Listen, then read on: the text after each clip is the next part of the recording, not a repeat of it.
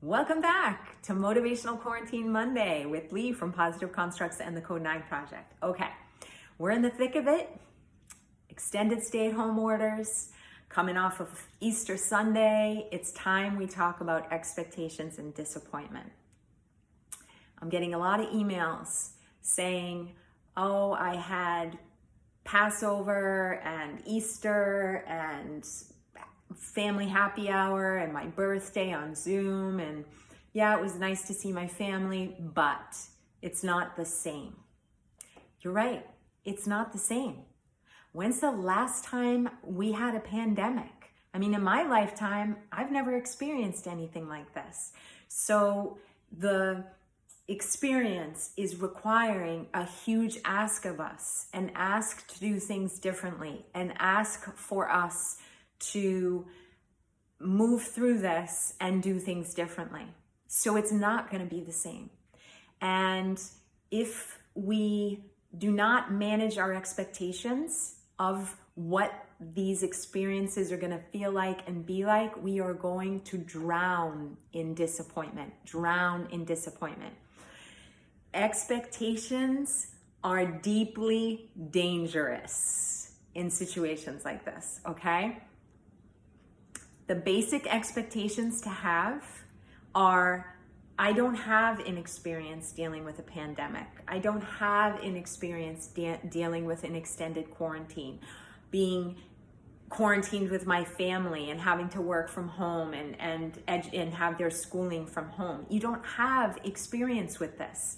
So it's super important that you give yourself and your family members an opportunity by staying awake to and vocalizing and creating a family strategy of, you know what? We've never experienced this before. So different responses and different situations are going to arise. My kids are going to react differently. I'm going to react differently. My spouse is going to be reacting differently. And I'm going to give space and patience for that to occur. That is a realistic expectation. Having an expectation that everyone's just going to wake up and be happy and comfortable with all the new adaptations of setting up a makeshift desk, in a school classroom, or having to eat certain meals because you're on a new budget. All of this is new. And so part of the realistic expectation aspect, or formula as I like to call it, needs to be that there needs to be space for the growing pains and patience and acceptance for it. And we're going to leave comparisons out of it. School now isn't going to feel like school did a month ago. Holidays now are not going to feel like they did last year when you were all together. Birthdays are not going to feel the same way. And yes, there is an element of disappointment to that, okay? Because there's an attachment to that.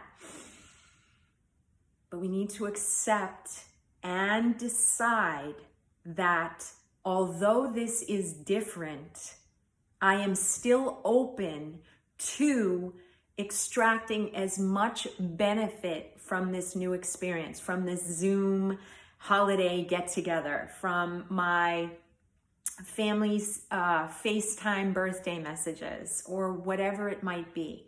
If you make that decision, remember last week we talked about awareness and then the decision to move through it. Well, make the decision that you are not only going to move through it, but you are going to extract as much connection, as much joy from being able to FaceTime and Zoom and Skype as you possibly can with your loved ones. I mean, we have the capacity because of modern technology to do that. And that is something to be grateful for. So grateful for. And no, this is not easy. I am asking you to cultivate mental flexibility. I'm asking you to do that. I'm asking a great ask from you. I'm asking you to do that for your health. I'm asking you to do that for the health of your family. I'm asking you to do that for the health of our country. We've got to get through this. And if we put unrealistic expectations on ourselves and others that things are going to be the same when there's nothing similar about this to months ago. Nothing. Everything is different, and you've got to give your system an opportunity to acclimate to it. But the best way to do that for the best possible outcome is to make a decision that you are open to adapting and strategizing for the best possible outcome for yourself and others. I choose health. I choose resilience. I choose harmony. I choose patience. I choose joy.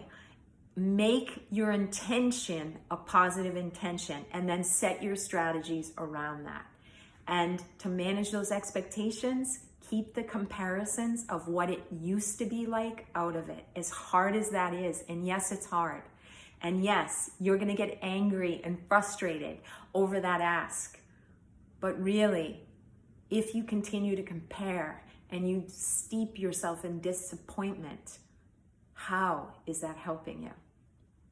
On that note, I will see you on Wellness Wednesday. And if you are drowning in disappointment, please reach out. Help is available. Have a blessed day, and I'll see you on Wednesday.